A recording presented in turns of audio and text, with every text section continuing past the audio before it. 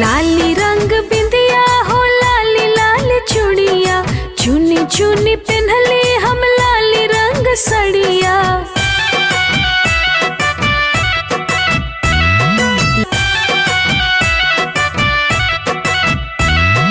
लाली रंग बिंदिया हो लाली लाल चूड़िया, चुनी चुनी पहनली हम लाली रंग सड़िया। कैली रच रच के सुर हो सिंगरावा, सूत पिन्हनी कैनी हम आँख में कजरवा, सबसे बा ऊपर से नूरवा हो।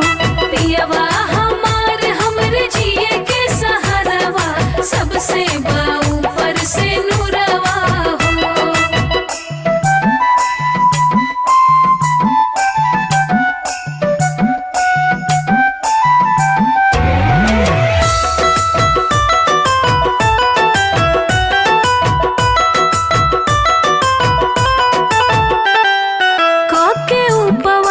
तीज व्रत हम उठवली, निर्जल बानी निराहार हो।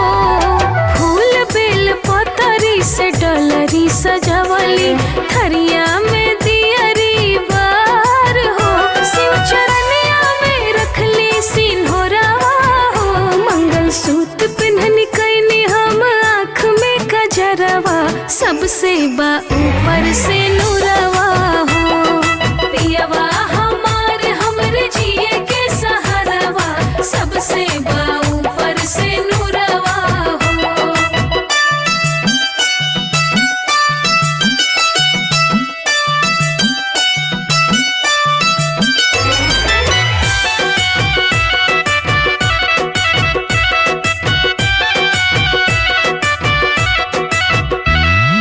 गौरा पूजन कैके गौरा से मंगली, आपने अचरवा पसार हो। जैसे तोहार बाटे शिव जी संगे जोड़ा, बनल रहे जोड़ा हमार हो। परिवार है मिले घर दुआरवा हो, मंगल सूत्र पिन्हनी कैनी हम आँख में कजरवा, सबसे बा ऊपर से नूरवा हो।